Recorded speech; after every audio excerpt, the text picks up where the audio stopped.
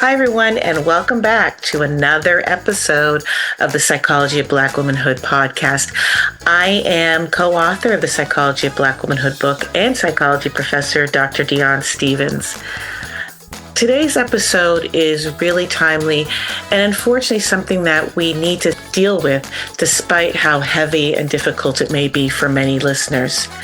In the wake of the murders of dentist and former First Lady of Virginia, Serena Fairfax, Coral Springs Vice Mayor Nancy Mayer Bowen, activist Shael Sanchez-McCrae, and Pastor Tammy McCullum, among countless others, a devastating truth is still remaining largely unexamined.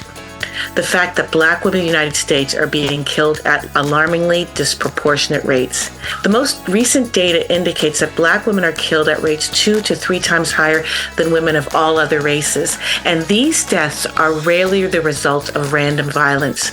More than half of Black women who were murdered were killed by a current or former intimate partner, and in nearly 90% of cases, the victim knew the person who took her life.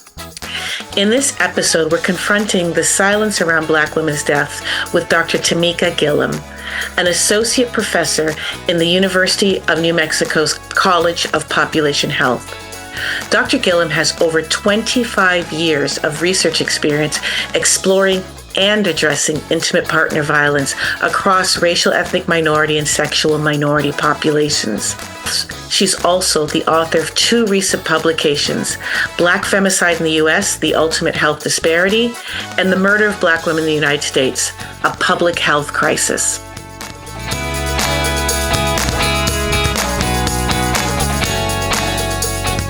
You call Black Femicide the ultimate health disparity. What does it mean to frame violence, specifically murder, as a public health issue for Black women? Yeah.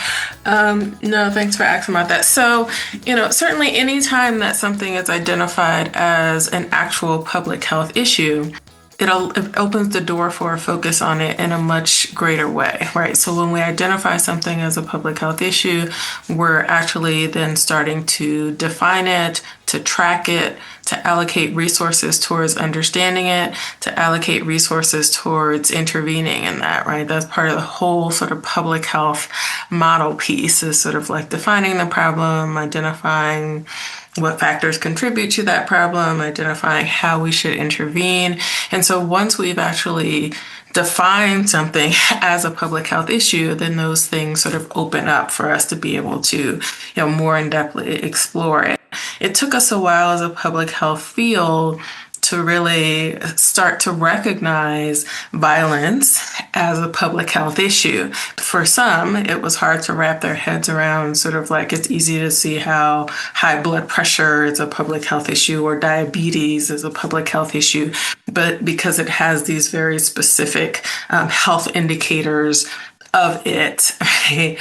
But once we started to demonstrate that there are numbers that you can look to, there are consequences that you can look to in terms of violence. There's loss of lives, there's physical injury. There are different ways that we can actually capture violence in terms of the statistics as a public health issue, but then there are also ways that we can capture the consequences of violence in a way that frames it as a public health issue. And there certainly are mental and physical and social consequences associated with violence, which subsequently makes it sort of the key to defining it as a public health issue.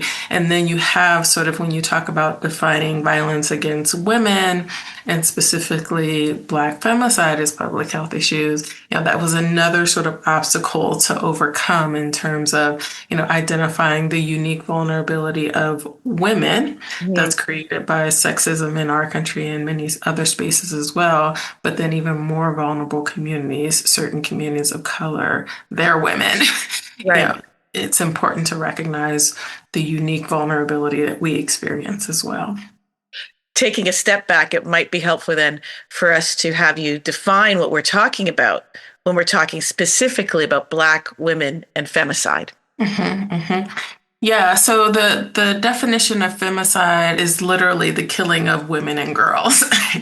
And there are several different ways in which that sort of happens, and women are uniquely vulnerable to that, right? In some other countries, women are at heightened risk of being killed by family members. For example, when you talk about things like dowry murders and honor killings that also still happen in other spaces, but intimate partner violence tends to be a significant contributor to violence against women, especially here in the United States. But circumstances that have typically devalued women's status, women's power, etc., have contributed to the sort of higher rates of women being killed, especially women being more likely to be killed by people they know. What are the most common ways in which femicide is being perpetrated against Black women, and who are the perpetrators? Yeah, so unfortunately, most Black femicide is perpetrated by our intimate partners. And again, most of the time, that's another other Black man. So that's who we're being killed by the most. The sort of probably second most common is by police, unfortunately. And that's getting a little bit more public attention because some of these things are sort of now being made more public. But unfortunately, it's been a reality for a long time. And that goes back to the fact that Black communities are over-policed in general, and so Black women are more likely to encounter police, and there's certainly data that supports that Black women are more likely to experience police-initiated traffic stops, are more likely to be on the receiving end of force from police officers, and so we're more likely to be killed by police officers, unfortunately. I like how earlier you talked about moving this conversation from just focusing on crime statistics to addressing health inequities. In your paper, you showed that Black women are up to 6 times more likely to be murdered than white women. Mm-hmm. So what are some of the health inequity issues that can help explain this gap and this magnitude of the gap? That's where we really get into what we in public health call social determinants of health, right? And so Black women are more likely to be killed. Black women are more likely to be harmed. We experience higher rates of intimate partner violence, and we experience higher rates of femicide, right? So you already have the existing vulnerability of being a woman in the society, but then you also compound that by some of the other forms of structural violence that Black communities here in this country experience, right? And so that includes things like, histories of redlining and residential segregation that have placed us in communities that experience things like intense poverty, circumstances that expose us more to violence in general, right? So, Black femicide is just one of the forms of violence that our communities experience greater rates of, but our communities are generally more sort of disenfranchised in a number of different ways, which create unique stressors. And one of the ways that manifests is unfortunately in violence, and then some of that violence gets directed towards women, right? And so, we consequently live in spaces and under circumstances that increase our risk of violence more broadly.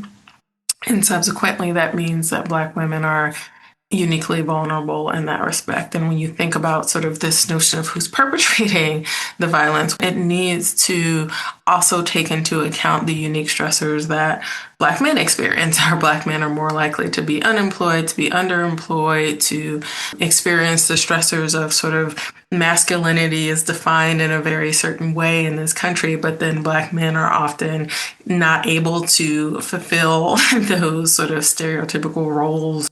They deal with a lot of the sort of consequences of that. And unfortunately, one of the ways that they, strike out or deal with that is violence directed towards Black women. And, that's certainly not to be an excuse. We certainly, any person that commits violence against anyone, including their intimate partner, they're making a choice and they should be held accountable for that. But we can't deny the fact that there are certain conditions that are aggravated stressors for Black men in our communities, and that those types of things need to be addressed and understood as well. You kind of jumped to where I was going to get into the men in a second, but I'm glad you brought this up, is when we talk about this perpetration of violence against women, especially when most of the violence is intraracial, How do we discuss this without reinforcing harmful narratives?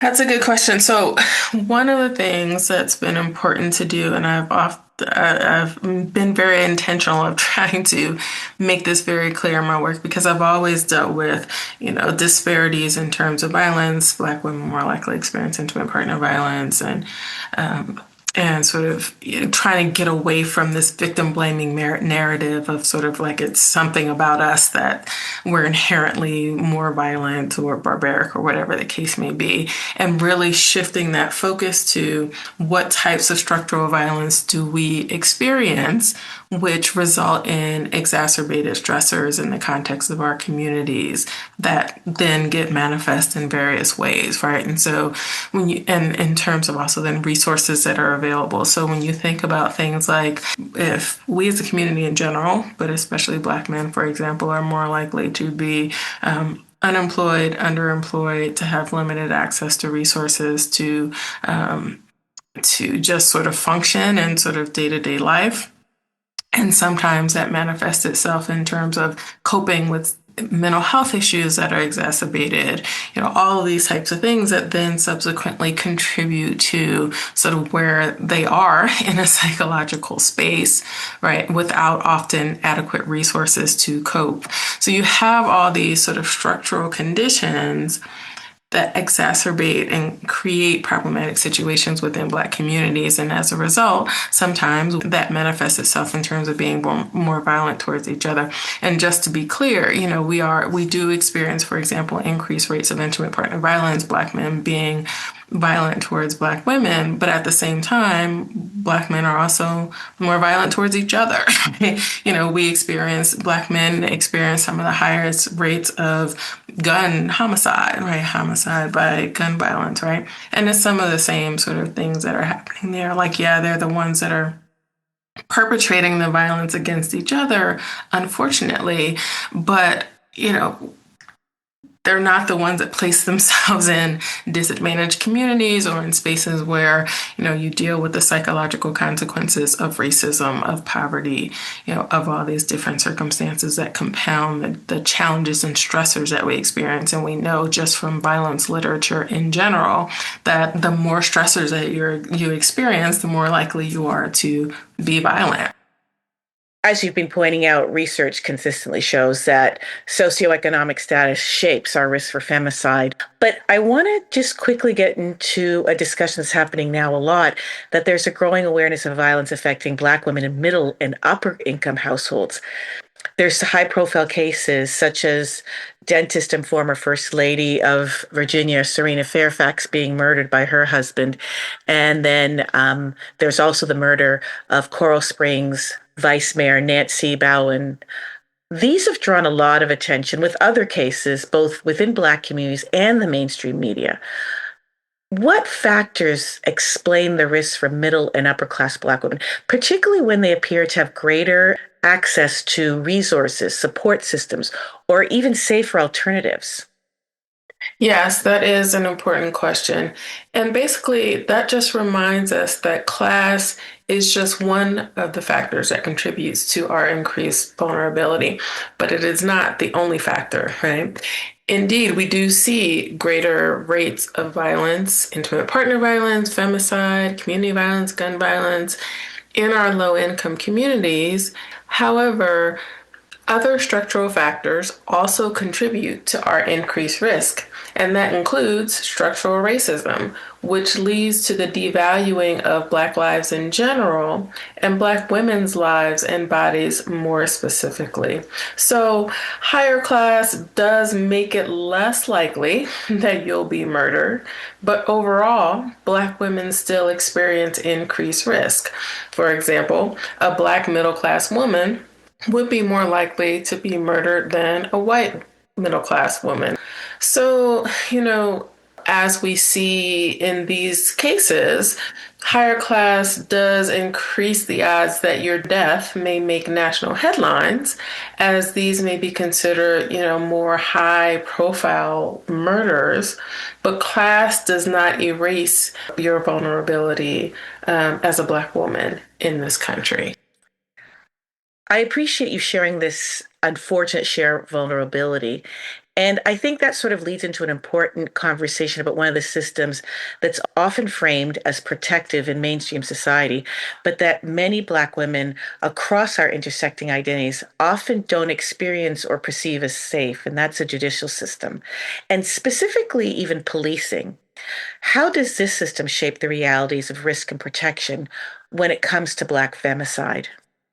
Yeah, you're absolutely right. So when you think about things like the sort of problematic experiences that Black communities have had with police, and subsequently we're less likely to trust police, we're less likely to then want to call police in.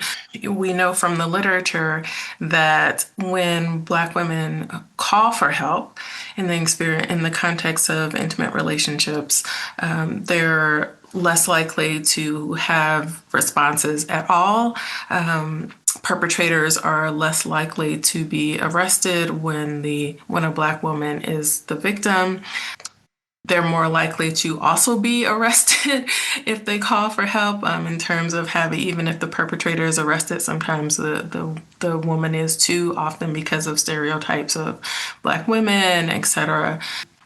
And so all of these things impact Black women's even desire to reach out to the police for help when they're experiencing intimate partner violence, right? And when you think about even, just in general, Sonia Massey called the police because she needed support and assistance and she ended up being killed, right? And so, this notion of if you actually reach out to the police, you may be arrested, you may be killed, your experiences may not be validated, and or you don't want your partner to be unjustly treated by the system, right?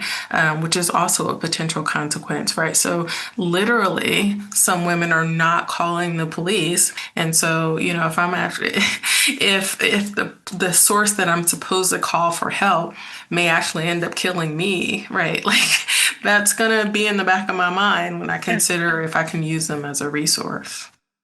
I think that's really important too, in terms of thinking about where you're positioned also as a Black woman, because of course, diversity such as socioeconomic status, age, Mhm. geography. Can you discuss that a little bit more for us? Yeah, the space that we find ourselves in due to intersecting identities definitely each of those things sort of compounds our risk even more, right? So when you think about the increased risk of women, and then you think about the increased risk by being Black, and then when you talk about trans women, the increased risk by being trans, all that does is sort of compound and build on all the different types of isms that you're experiencing, and subsequently each of those things are sort of making your risk a little bit higher, right? So when you think of sort of overall transgender deaths in general are more likely to happen to Black folks, and they're more likely to be trans women. Trans women are more likely to be killed than trans men, and Black folks are more likely to be killed than non-Black folks, right? And so each of those things compound it. And the same thing when we talk about socioeconomic status, we know that in general, lower income is a risk factor for intimate partner violence, broadly speaking, right? But when you think about the fact that Black communities are often disproportionately represented among our nation's poor, then that then also Yeah. speaks to the added dynamic of socioeconomic status then also being a factor. So not only are you a woman, not only are you of color, you're then also more likely to be poor. Poor communities are more likely to be over policed. Poor communities are more likely to be, experience the added stressors of poverty, right? And so all of those intersecting identities increase our vulnerability overall. Let's talk a little bit about why cases involving Black women get less media coverage or even outrage. How does the media frame whose Mhm. lives are seen as grievable? Yeah, that's a battle that we've been fighting for literally centuries in terms of like how Black women are viewed and the value that's placed on sort of Black women and Black women's lives. Like we've historically been viewed as sort of property, as sort of baby making machines. When you think about sort of the rape of Black women, even by slave masters, that was partly a narrative started then that Black women are sexualized, they are sexually insatiable, they actually like it, so why not, right? This is what they want, right? So then that automatically puts the rape of Black women, as less significant, as not even, an issue, right? And unfortunately, those same type of stereotypes have followed us for these centuries, right? So that even now, the assault of Black women is not taken as seriously, unfortunately. And so, in general, when you devalue a group of people, and in this case, Black women, then fundamentally anything that happens to them is sort of also devalued and not necessarily viewed as urgent or as newsworthy, because then you're often saying that they deserved essentially whatever was happening to them, or et cetera. And so if you're not valuing Black women's lives, then the murder of Black women is not that important, right? It's not something that warrants the type of media attention or national attention that murders of other women experience. And we definitely need to.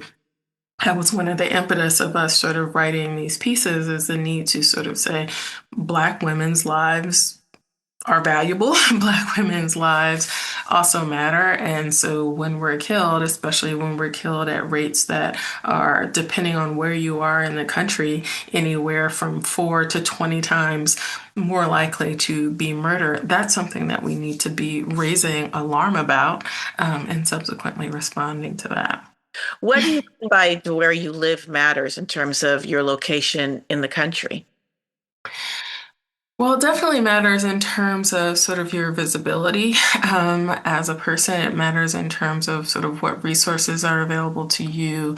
And we know, for example, there are exacerbated rates of, for example, different types of chronic conditions for Black people in the South, right?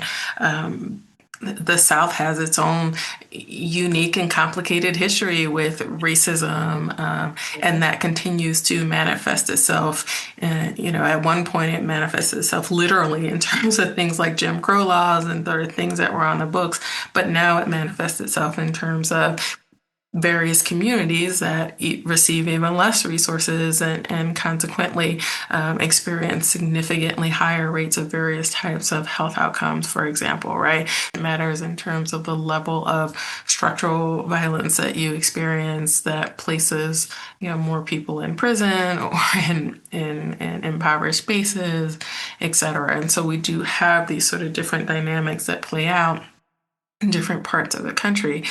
In the end, it's like pretty much no matter where we are, we still experience those disparities. It's just the magnitude of those disparities varies by where we are.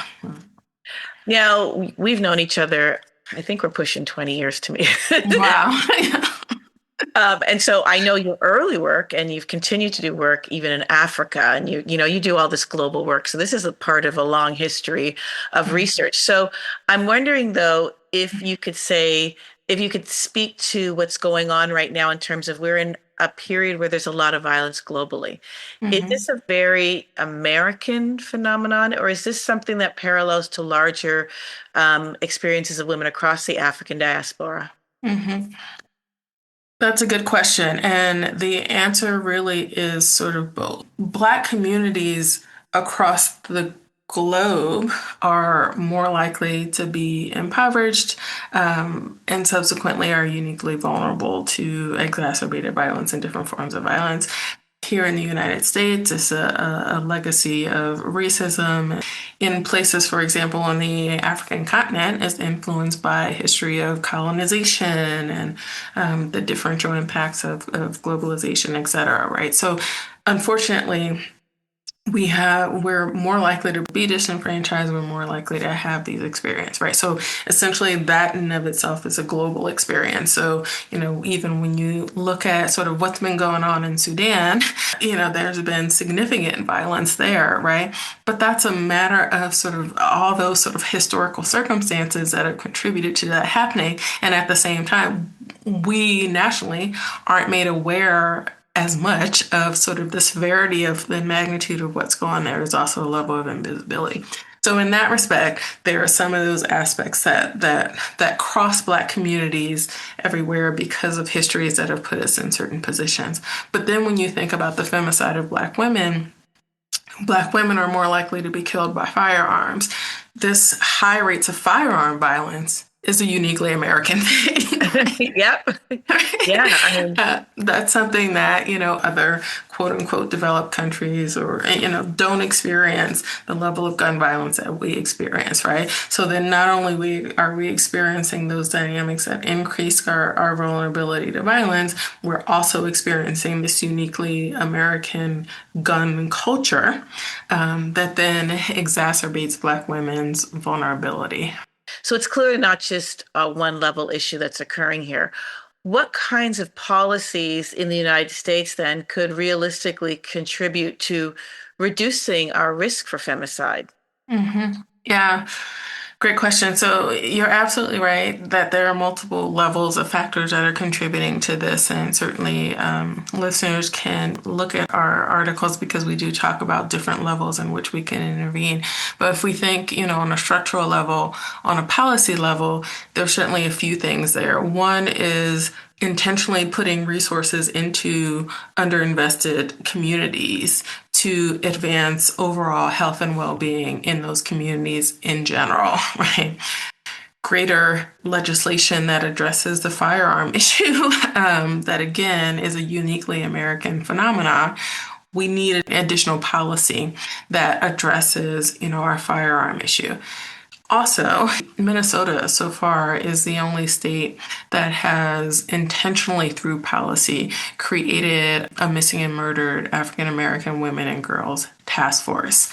That has also been subsequently introduced in other states such as Wisconsin, but there's been pushback and it hasn't been established. It was also introduced in the US as a federal policy. That received pushback as well and hasn't been advanced.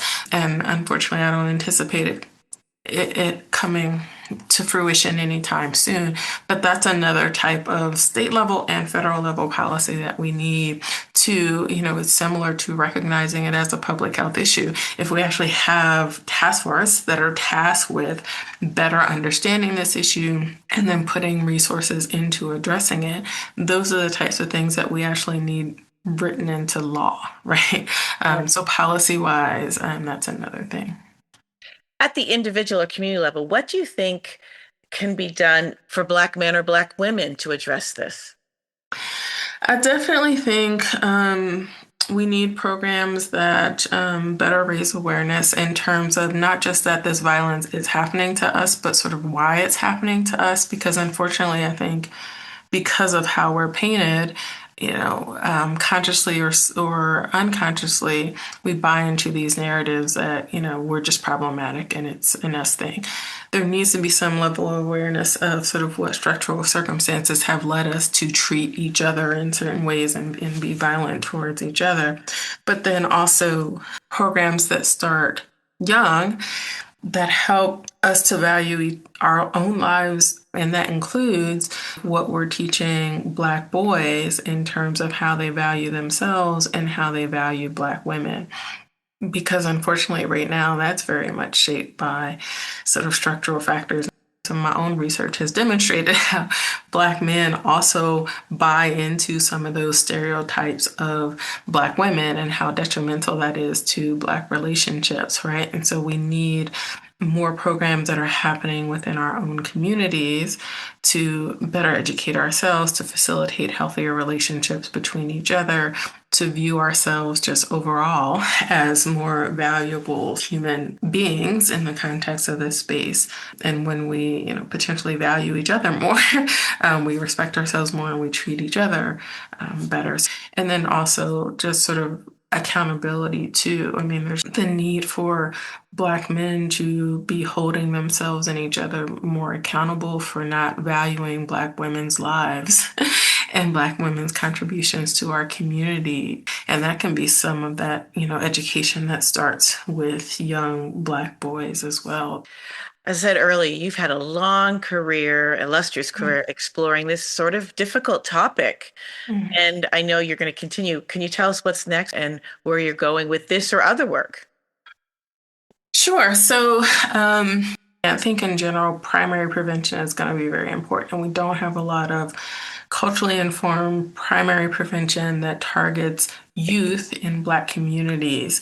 And I think that's necessary. So that's one of the things that I would like to continue to work on getting in place. The other thing is, because we have such significantly high rates of gun violence in our community, there's a significant amount of victimization and loss that happens, traumatic loss, without many resources to cope and deal with that loss, right? And so, though we know that death is is a consequence of gun violence, most people who experience gun violence live. Most people survive, but then they have not only the physical but the psychological consequences associated with that. And so we have a lot of unmet need in our community in terms of addressing the mental health consequences of being a victim of this violence. Also, there's a lot of us in the community that have experienced loss of loved ones as a result of our high rates of gun violence, right? And so there are a lot of Black women in our communities that have experienced this traumatic loss that just don't ever deal with their trauma effectively. And again, those stereotypes of Black women almost assume that we don't need it, right? That we're strong, we're resilient, and not only are we then able to deal with our own trauma, but we can help other people to deal with their trauma as a result of that loss. So oftentimes our own grief goes unaddressed. And so I'm also looking into sort of how can we be responsive to meet the need of sort of the trauma and the mental health consequences that so many Black women in our community experience by virtue of experiencing loss. So Black women are experiencing significant trauma and loss, but with very limited resources to sort of cope and deal with that. And I think that's something else that we need to address. So that's something else that I'm working on trying to facilitate as well.